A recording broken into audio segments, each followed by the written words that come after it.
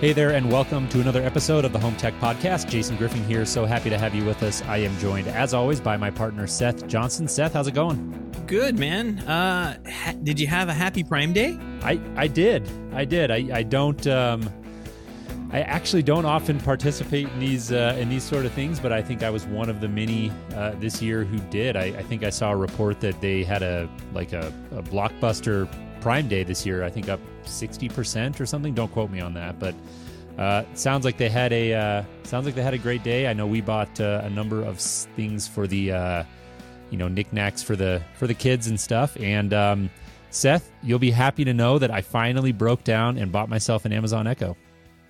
Whoa! I know. I'm very nice. I'm such a early adopter over here. Oh man, that better late than never, man. Yeah. I mean, I'm glad to have you as part of the Echo family. I look forward to it. We'll be able to. Yeah, it'll be fun. We'll do those pop-in calls or whatever they are, where I can call you. Maybe we can do the podcast purely over Amazon Echoes one day. Now there's an idea. Yeah.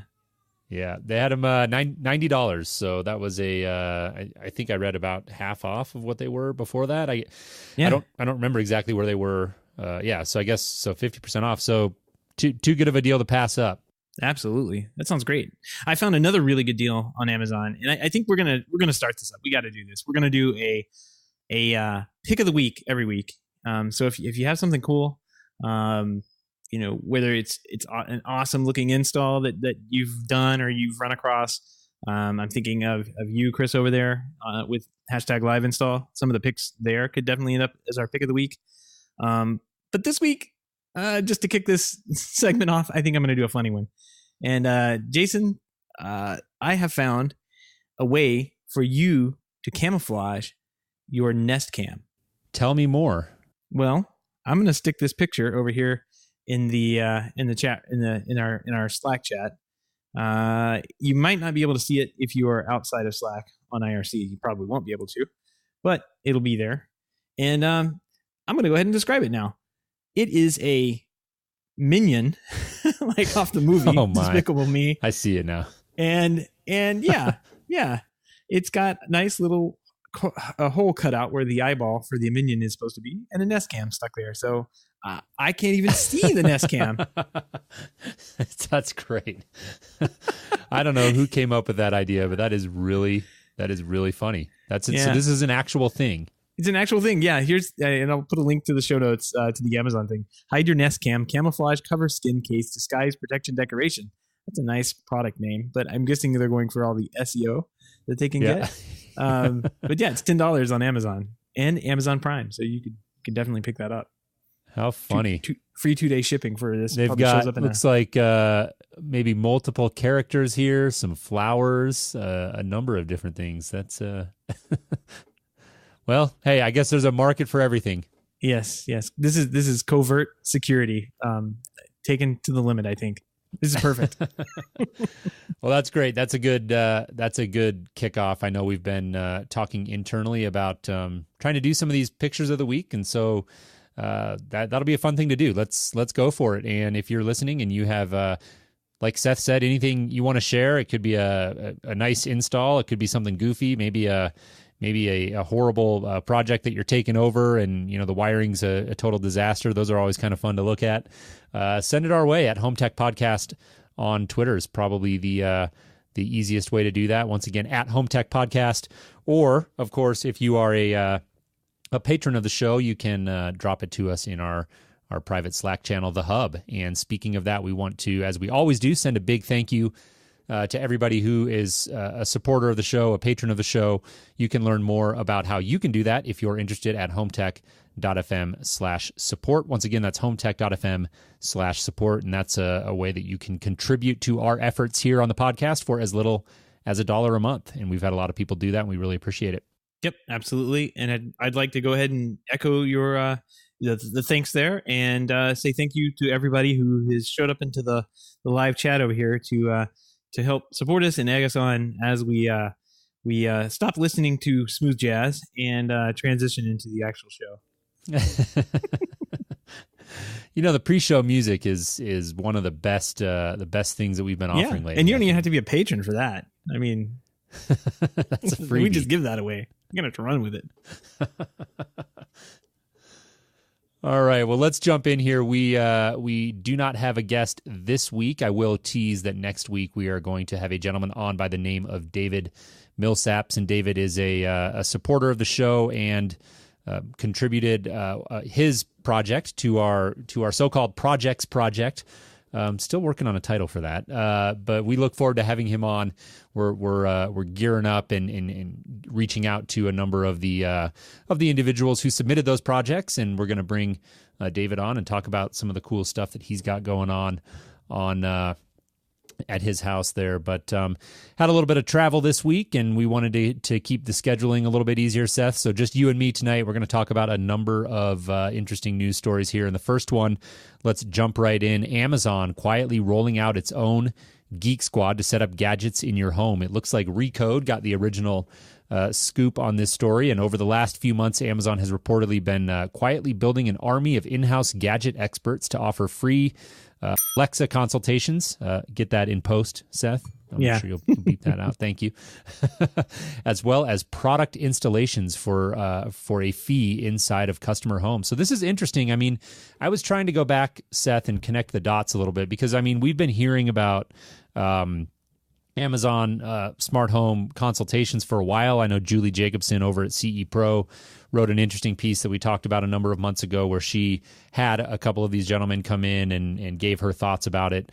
So I'm trying to understand exactly what has changed. I think before they were just doing consultations, and now they're actually offering installation services, if I'm reading the story correctly. Is that your understanding of it? That's what it looks like. Now, it looks like this is part of those Amazon home services that you can get like a handyman kind of work done, or get a TV hung. I think is kind of the traditional thing that we've been seeing, or we've seen Amazon do. Like you buy the flat panel TV, and now you need it hung on the wall. Here's a flat price and a flat price for installation, all the things you need, and somebody qualified to come out and hang it on the wall for you, for so many dollars.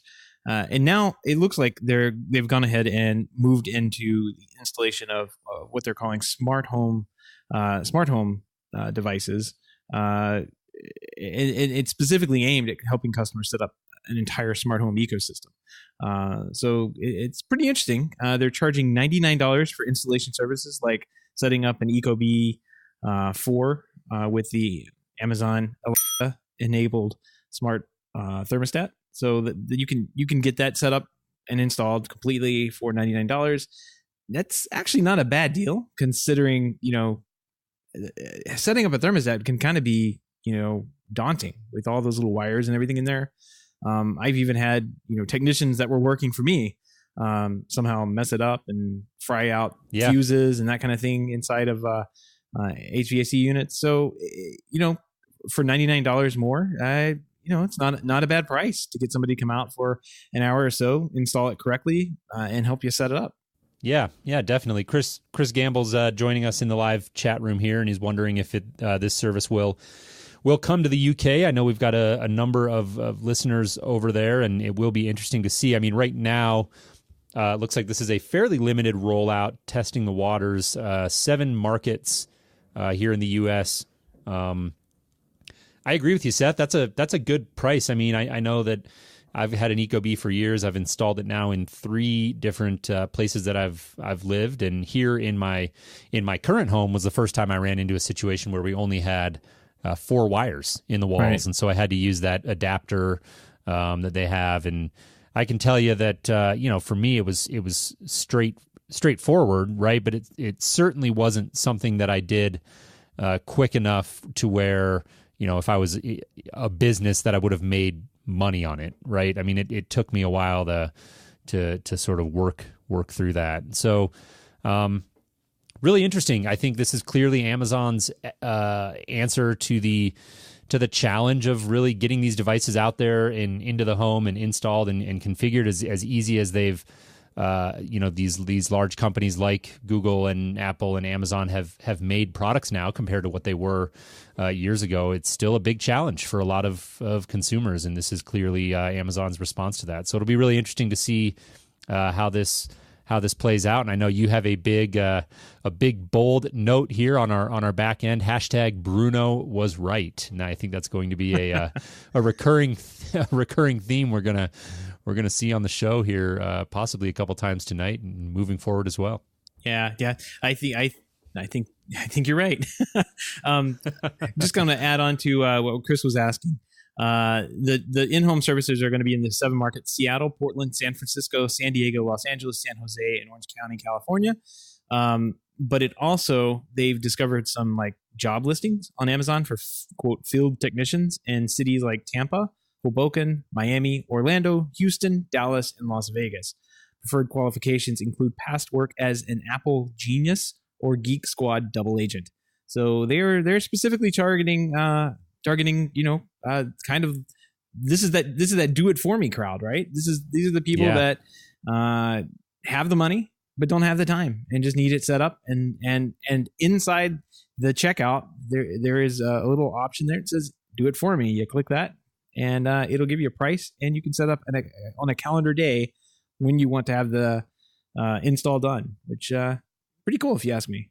And Chris says he's moving to Vegas to install thermostats. Yeah, well, he should have a bad lot of idea, fun, Chris. Don't do it. I actually saw that Best Buy's stock took a little dip when this news came out, a 7% drop.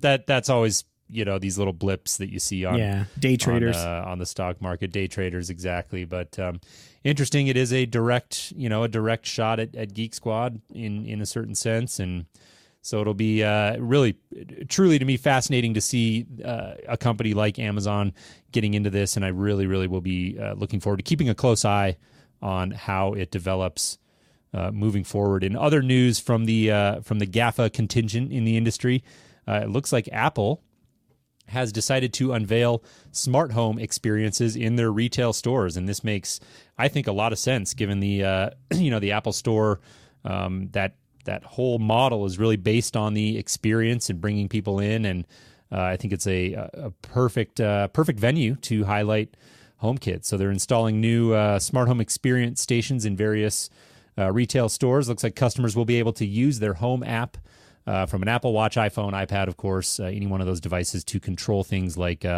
Philips Hue lights, Hunter ceiling fans, and many others. So this will be a great way, I think, to educate consumers who may have heard about the smart home or for that matter, might not have ever heard about the smart home and are really, it's one thing to talk about it and read about it and hear about it from friends, but to see it in action is I think really fundamentally important to the sales experience in the smart home. So my hat is off to Apple for this one. Yeah, I don't see. I'm doing a quick Google search for Apple stores, like how many there are out there. But let's see. Well, this didn't really help me at all. Okay, so there are going to be 31 stores in the U.S. and 15 stores around the world. Chris is there in the chat room saying London has it, so he's going to go visit it soon. And this display is going to be interactive. Like there's like a TV or kind of a hidden TV on the wall that kind of displays things in these stores. They're going to be utilizing that to kind of display a house where you can interact with it. So say you press lower the shades, you'll see the shade lower in the house.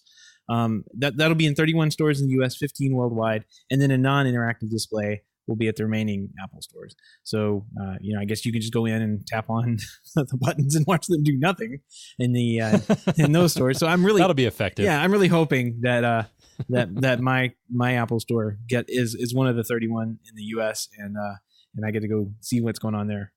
Yeah. I wonder. There's a few of them in my neck of the woods. I think probably at least one of them would get it. I would think. I know they're in some pretty busy locations. So. Really, really cool to see this, and I will definitely be keeping my eye on it here in my local market, and we'll hope to find some time to get out and take a look at that. And Seth, once again, your notes here, big bold letters.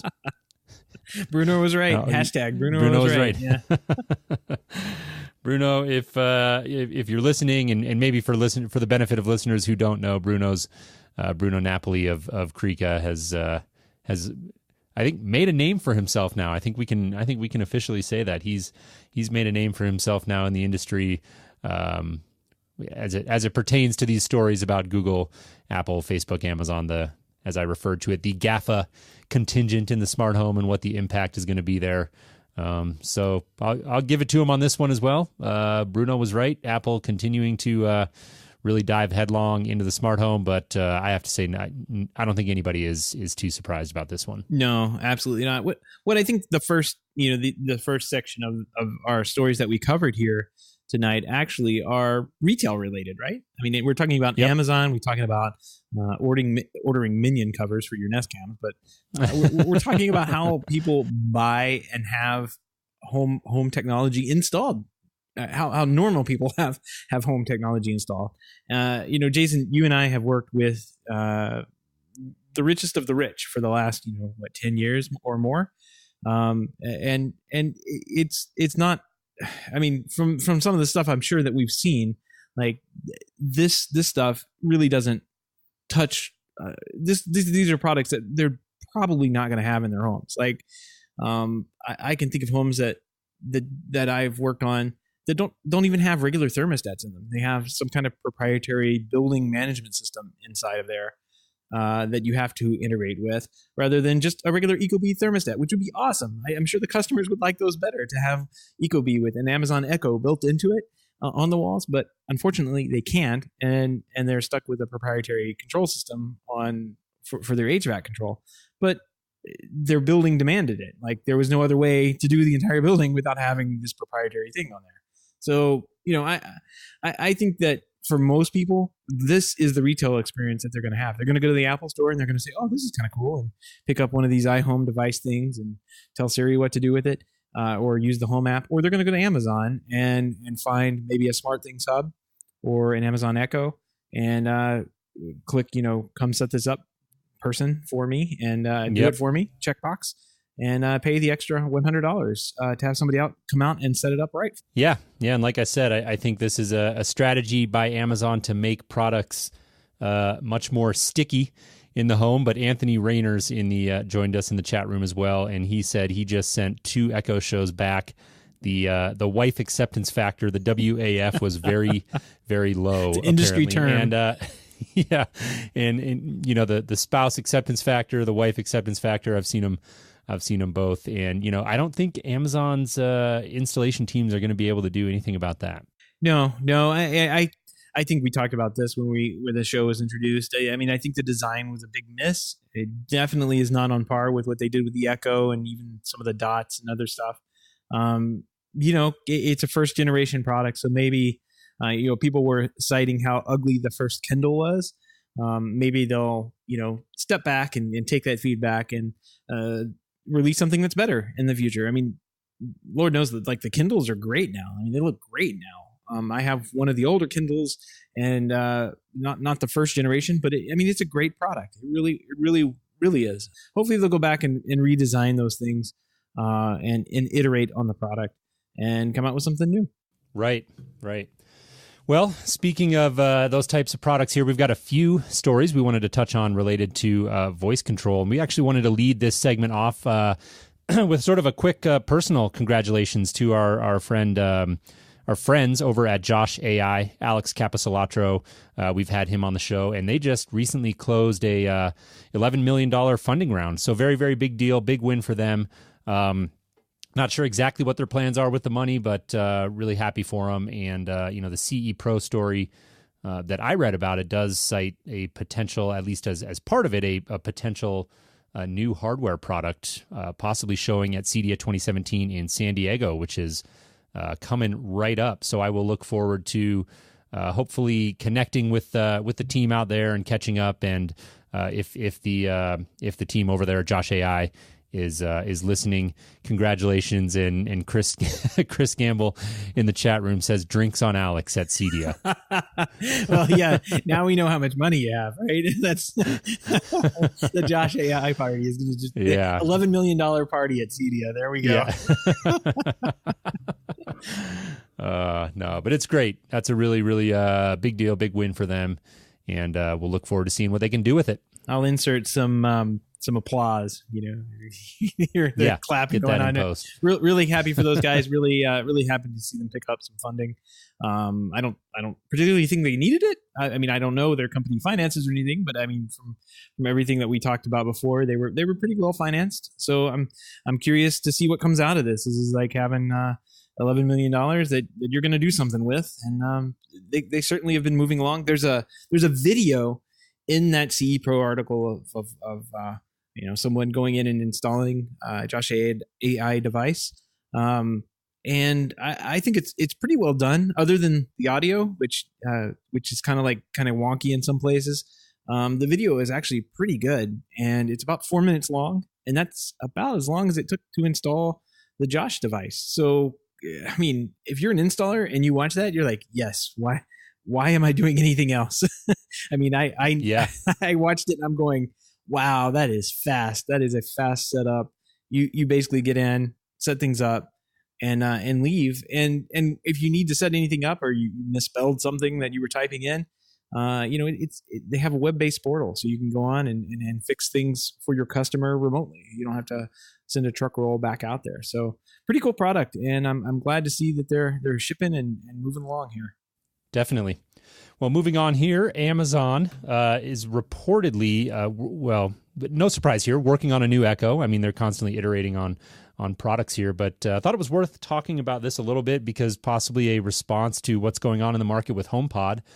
They are working to improve this first speaker in a lot of different ways. This, according to a report from Engadget, not surprisingly, one of the top ways that they're looking to improve this product is the audio quality. So they're also, in addition to packing in more tweeters and changing up the speaker array, there are some design differences and considerations going into it. So I think that that original Echo is, I think, due for a bit of a facelift at this point. It was the first market mover, and they've had a great run with it. But I think it would be really cool to see them come out with a sort of a Gen 2 of that main one. They've done a lot of development, right, with the Echo Dot and other sort of spin-off type products, I would say.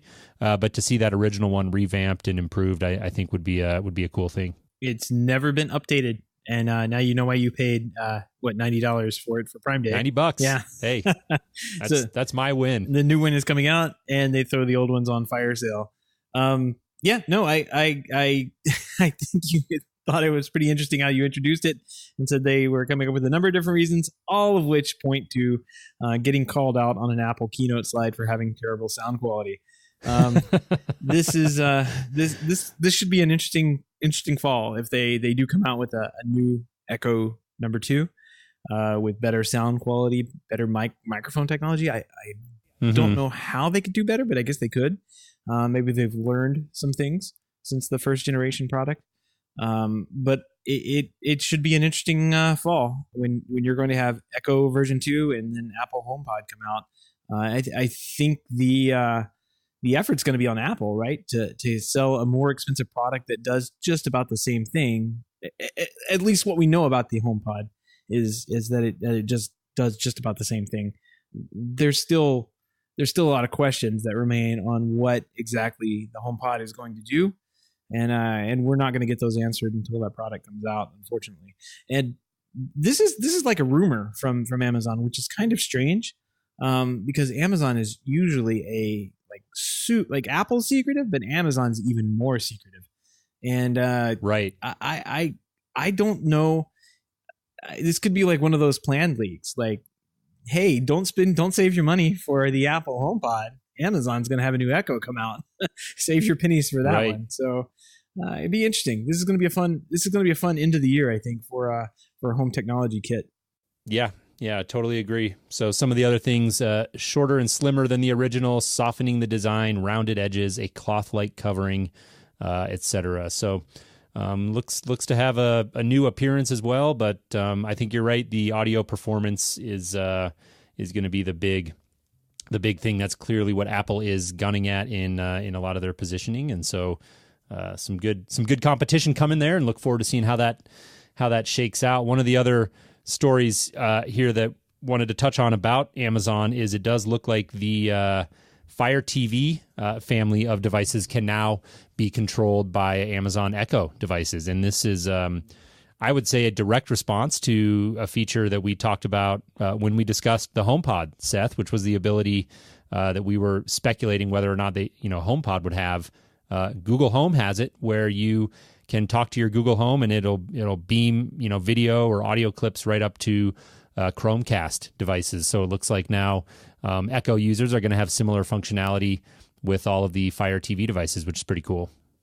Right. So this enables those Fire TVs and Fire TV sticks, and I mean these are tiny, like very inexpensive devices to be somewhat controlled, I guess, by the Amazon Echo family. And it's not that the Amazon Echo does the beaming or the sending of the information. It's just basically saying, hey, here is what the person wants to play. You're the Fire TV stick in this room. You need to be playing that. And the Fire TV then goes out and streams it from the Ethernet somewhere. So that seems like it's super easy to do. And Google's been the only one to really tackle it. I'm glad to see Amazon's doing it now. And I hope to see Apple doing it in the future. It'd be really nice if they did.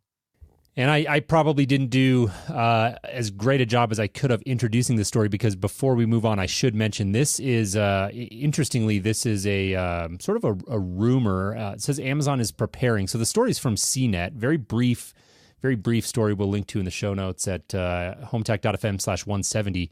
And here's the deal. It says Amazon's preparing to send out an update that will allow Fire TV devices to work with Echo. It says, the author says, I say prepping and soon because the update was posted to Amazon's page for Fire TV software updates and then promptly removed with no further details put in its place. CNET reached out to Amazon for commentary, of course, did not get anything. So it sounds like somebody might have let the cat out of the bag inadvertently. I suspect that this is not vaporware. This is the real deal. This will be coming, but we don't have a release date, and it's certainly not something that's live right now. Right. I missed that too. That's why this story is so slim. Yeah. It's a little skinny. Yeah. So well, it will be cool if they can do this. I suspect, like you said, this is the real deal. I suspect that they'll be announcing this feature and sending it out before too long, because it's something they can do. They own the streaming service.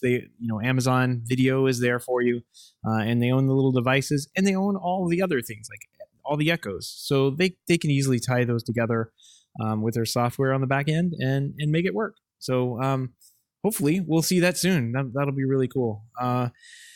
So Jason, this is one of the big stories of the week. There is a article over at CE Pro in defense of Lennar's Wi-Fi home strategy. This was a story that I think we briefly touched on a couple of weeks back, if not a little bit more, that Lennar would be Wi-Fi certifying homes along with the Wi-Fi Alliance. And they'd be installing things like Ruckus Wi-Fi gear. They'd be installing Ring video doorbells and other Wi-Fi product like Wi-Fi home automation product inside the home. And then they'd have this nice little Wi-Fi Alliance sticker on the outside that would say, this is a Wi-Fi certified home. As it turns out, it's even slimmer than we thought. Lennar isn't going to be putting in most of like any of the wiring that you and I are very familiar with. Like they're just saying, this is all people want, so this is all we're going to put in. And I'm curious to hear what you think about this. I've got a pretty interesting take on it myself as it relates to design and designing around homes. So I'm curious to see what you think about what Lennar has decided to do here. I see both sides of it. It's been a little bit of a back and forth, I would say, on CE Pro. So Julie Jacobson put out a piece saying, I don't remember if it was her saying it or sort of reporting on somebody else's opinion or whatever it was. But in any event, the original one was, hey, eliminating all these wires is a terrible idea. And then there was this follow-up piece that, the other side of the coin, right? In defense of that strategy. I dug in a little bit. I have to admit, I sort of skimmed the first one, and when I saw the second one, I went back and dug into it a little bit. So what Lennar is doing is not, they're not eliminating cabling entirely. They are Of course, going to hardwire to the Wi-Fi access points, one or two of those in the house. It does look like they'll pull some category cabling to the front door for a doorbell. So, Seth, if you want to edit in some applause right there as well, thank God, smart choice. So that's good. But, no more office locations with Ethernet. That, to me, absolute no-brainer. I mean, you don't need that anymore for day-to-day computing. What about my 3 fax machines and my 6? I can't do that without structured wiring. Yeah. So that clearly can go away. No entertainment centers. So no category cabling to entertainment centers. Personally disagree with that one. I think even just one or two category cables to like the one main surround sound room could be a very valuable thing for a lot of people. So that one I disagree with. And it does look like coax, which, a lot of this focuses on category cable, but coax is still very much a workhorse in the home, and it does look like they will continue to pull that to 1 or 2 TVs. Now, the scale of the homes that I believe they're doing this in, 1 or 2 TVs, maybe, for all I know, that may be all of the TVs that you end up having in the house. But personally, I think coax to every potential TV location would be a better move for the foreseeable future. I think 5 or 10 years from now, maybe not as big of a deal, but if you're buying a home today, to me, you still want the coax. So I'm a little bit, I would say I'm on the side more of like maybe they're overdoing the wireless a little bit. Like they should maybe back that up and spend what really amounts to nickels and dimes in the building budget to throw a few more cables in there than it looks like they're going to. But overall, this is not like they're going in there and just saying no low voltage cabling at all. Right. So, right. You got to read the whole story and not just the headlines. I think overall they could reevaluate the strategy a little bit, but I don't think they're too far off base. Yeah. And so I'm going to side almost completely with Lennar on this one. And it really, for me, I said, oh, this is crazy. I looked at that first article and I said, I initially had the reaction that I would have had, 5 years ago, 4 years ago, 3 years ago, 2 years ago. And it was like disgusted. How could they do this? They're just trying to save some money that the homeowner's probably never going to see. Let's go ahead and say that. But these Lennar homes, these are not high-end homes. Like these are everyday Joe homes. Like these are simple homes that are kind of bare bones, and you can certainly, I think you could certainly pay for upgrades if you wanted to put in a category cable to your home entertainment center. I'm sure they'd let you do that. Yeah. So let's, I'm not too much particularly worried about that, but I think that they have got it right for their homes. I think the key word that I kept going back to is design, and they have designed this system for their homes. Not for a home that some integrator wants with 3 Cat 5s and 2 coaxes in every room, because in that third bedroom, you might really want to have satellite TV and cable TV, and you can't do that without structured wiring. So, I mean, that kind of mentality and thinking just doesn't work when these home builders are trying to, really squeeze down and get those signs up on the highway, home starting at $100,000.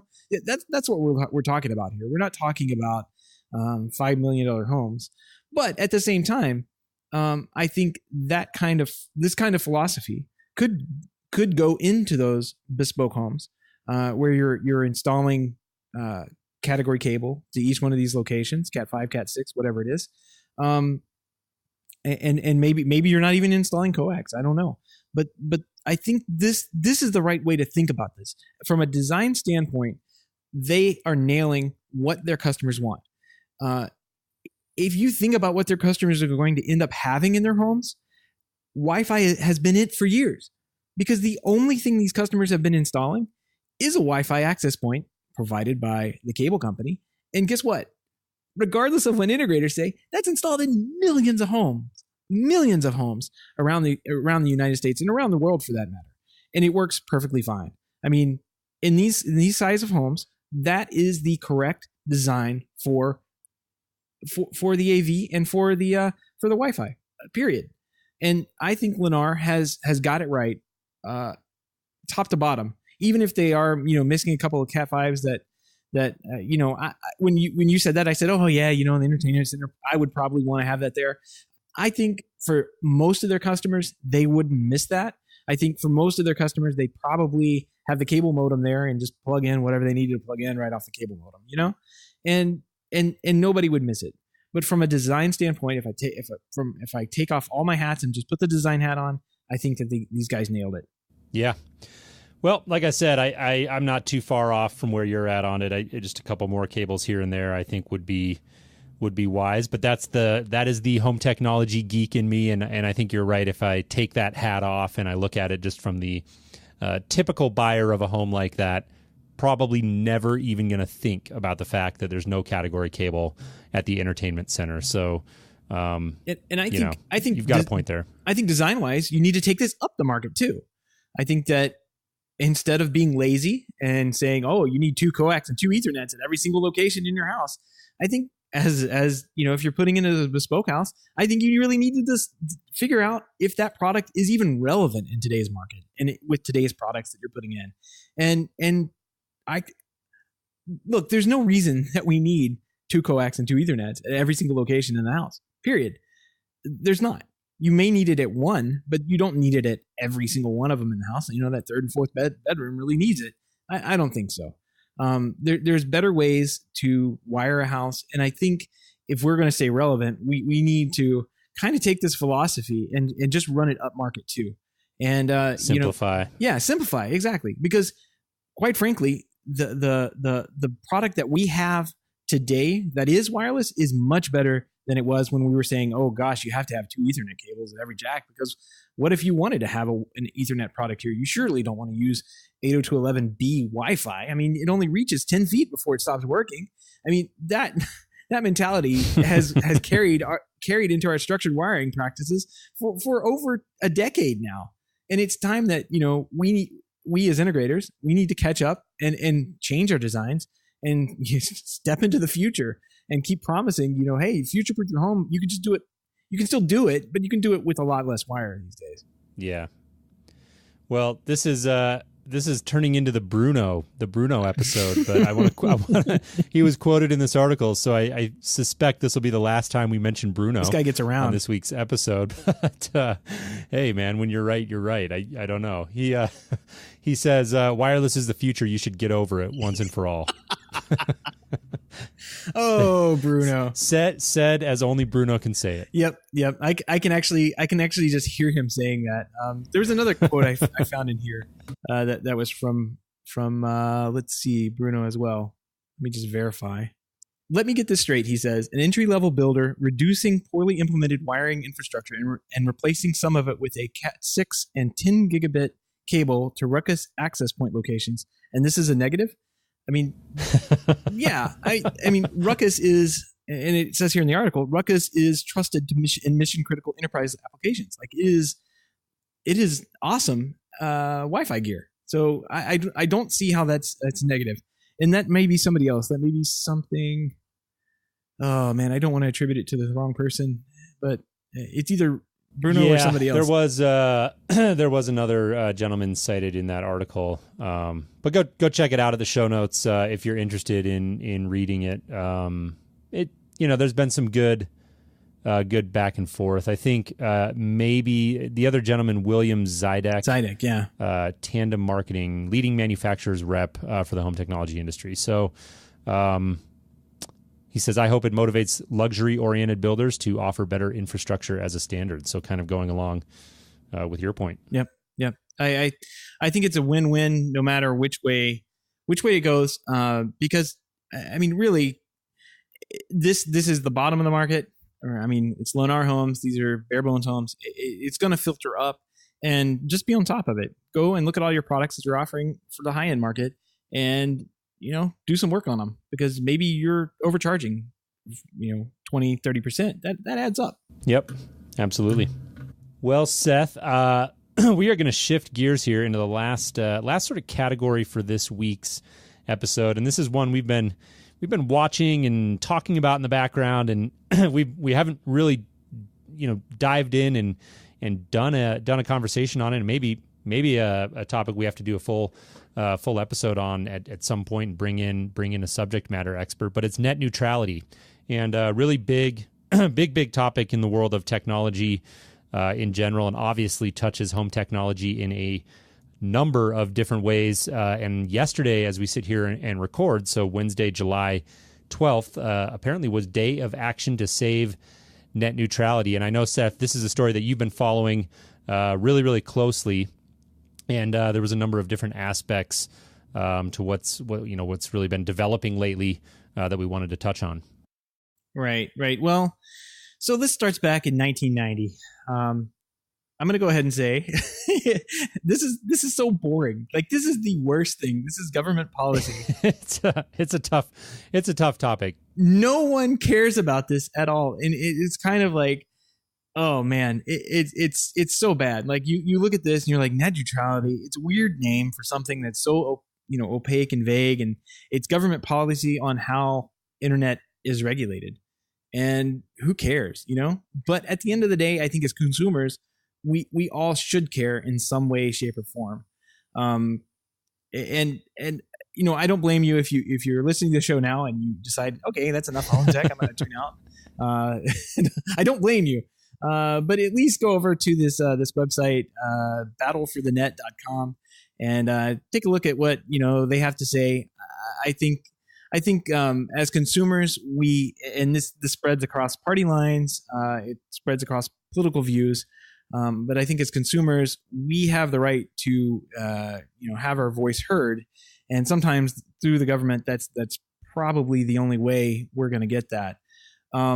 This stretches back, like I said, into the 90s. I'm sure, Jason, you remember having internet provided by DSL over the phone lines.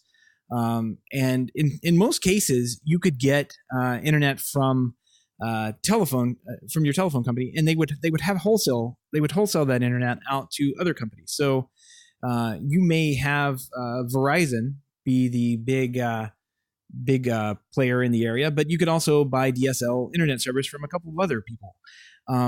By 2006, that just kind of disappeared. For a number of reasons. They were reclassifying things back and forth, and all of a sudden, 2006 or 2005, the FCC basically said, "Okay, cable companies, your information services." Some court battles ensued, and by 2005, things were all screwed up again. 2006, the ISPs started complaining about Google and Yahoo using their network to deliver their product to consumers. And that's what kind of kicked off this beginning of worrying about net neutrality. Essentially, ISPs didn't like how rich Google and Netflix and Yahoo started getting, and they say, "Hey, we want a piece of that action." I think around 2007, Comcast got caught interfering with BitTorrent packages, like peer-to-peer sharing. And say what you will about peer-to-peer sharing, it's odd for a company to say, we don't want to do that. There's also a whole other host of, like, AT&T blocked Skype for a while because they didn't want it competing with their own voice over IP businesses. Back in 2007, there was a couple of internet providers that were blocking voice over IP, like Skype and other services. Like Vonage, I think, got blocked a couple of times because it was going over the internet to bypass the communication lines. And at that time, it was like 2007. That's a Republican FCC controlled group there. So they put a stop to it, and they said, no, that's not good. Of course, it's all gone to courts, back and forth. And in 2010, the FCC finally came up and said, hey, you cannot discriminate on what data goes over the wires. That's, I think, the last time we talked about this was way back in 2010. Unfortunately, it keeps coming up because the lobbyists are pretty good for the telcos and for the ISPs. And, they basically want this thing to go away, this thing called net neutrality.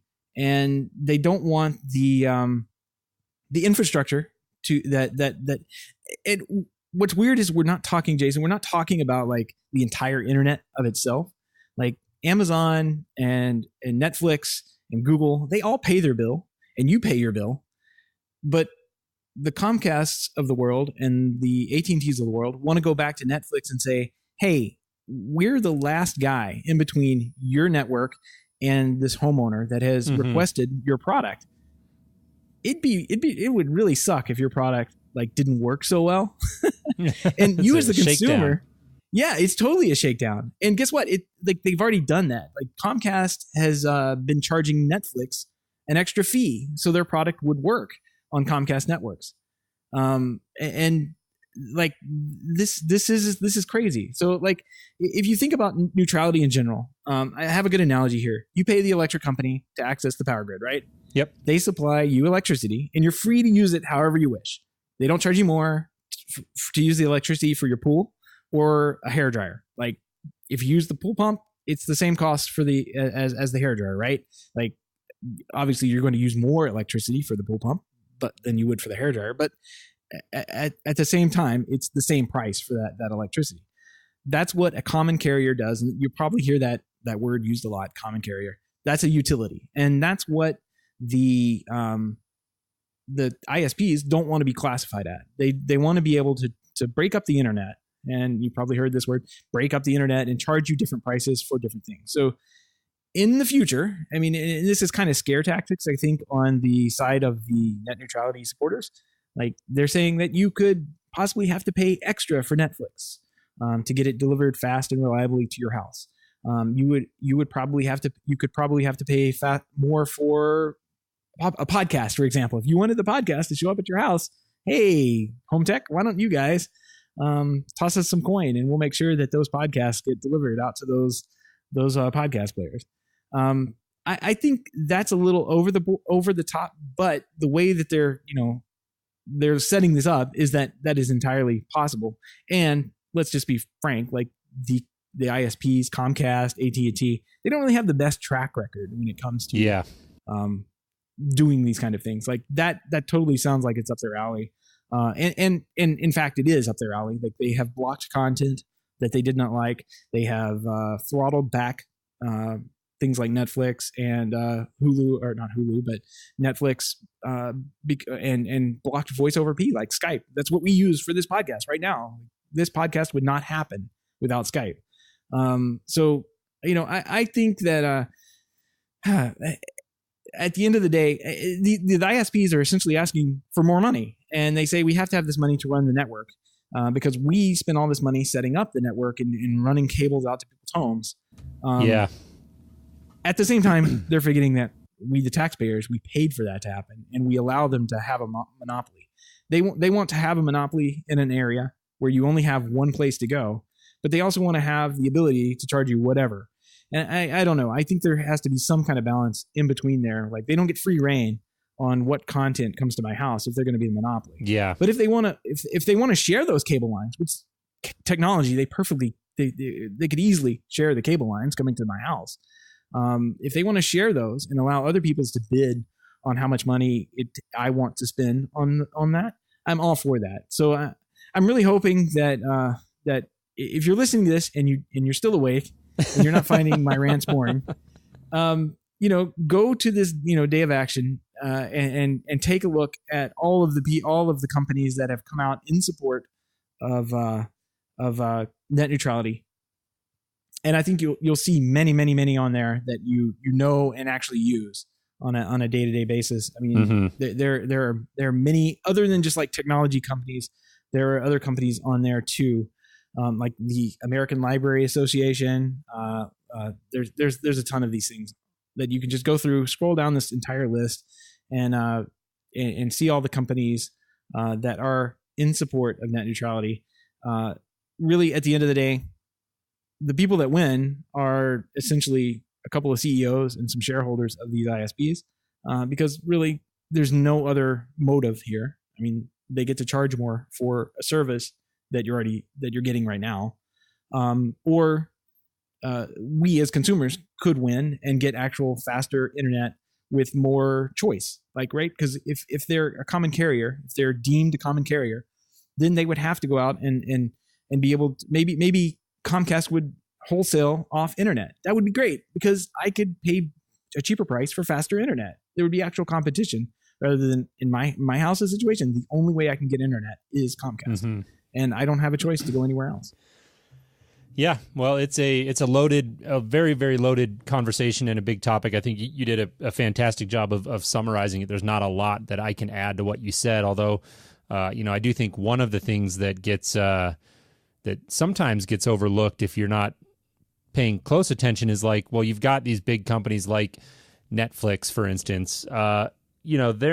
It's not great for their business if ISPs are allowed to sort of do whatever they want, but Netflix is a very large company and they can absorb that cost, or they can pass it through without it's being passed to you. Yeah, well, that too, but they can do that without losing customers to the tune of whatever, something that would affect their viability. I believe that what I'm getting at is that one of the bigger problems if the ISPs are sort of given free rein comes with innovation and smaller companies, startups who don't have those sort of resources to pay that shakedown, right? And so that's one of the big things, and we'll include some links. Seth, you did it. Found a number of stories that I think are worth people going and checking out. If you're not familiar with the topic, or you don't really maybe have a strong opinion on it one way or the other, go check out these links. Once again, HomeTech.fm/170. For example, there's one we'll link from Sonos talking about why they fight for net neutrality, and talking about how when they first started, if the ISPs had this ability to throttle traffic and charge different prices to different services and things like that, Sonos may not have ever gotten off the ground. So that's a perfect example of what I'm talking about, and it is clearly a very important topic, a bit of a dry one to be sure, but definitely something that everybody would be well served to pay attention to. No, absolutely. And I'll put some links in the show to some different places. Actually, Tom Merritt over at Daily Tech News Show did a really good discussion on the entire history of why all this happened. And if you're really interested in like finding out like where we came from, and this isn't that long ago, like the internet's a new thing, right? Like it really hasn't existed for very long, and they had to wedge the internet into all of these laws that were made back in the 30s. And, we're still doing that. We're still trying to figure out how all this works. But I have faith in the process, but this is part of the process is the government getting feedback from consumers and finding out, hey, FCC, this really needs to be regulated by the FCC. The FCC doesn't want to regulate this anymore. They want to send it over to the FTC, which regulates like washers and dryers and that kind of thing. And from what I understand, from what I've been reading, is the FTC doesn't even have the budget to regulate washer and dryer. Like, so how are they going to, in the world, are they going to regulate Comcast and all the complaints that are going to come from Comcast, people? Yeah. So, it's pretty, from a consumer standpoint and someone who's not a CEO of a large ISP, like it's pretty clear that, we should be regulating internet companies as common carriers, and that's my opinion. Like it's a end-to-end conversation. I sit at my computer that is hooked to internet that I have paid a bill for, and I request for a website to come up across the world who is connected to the same internet, and they've paid their bill for, and it just needs to go from point A to point B, and that's it. There doesn't need to be any other backhand deals.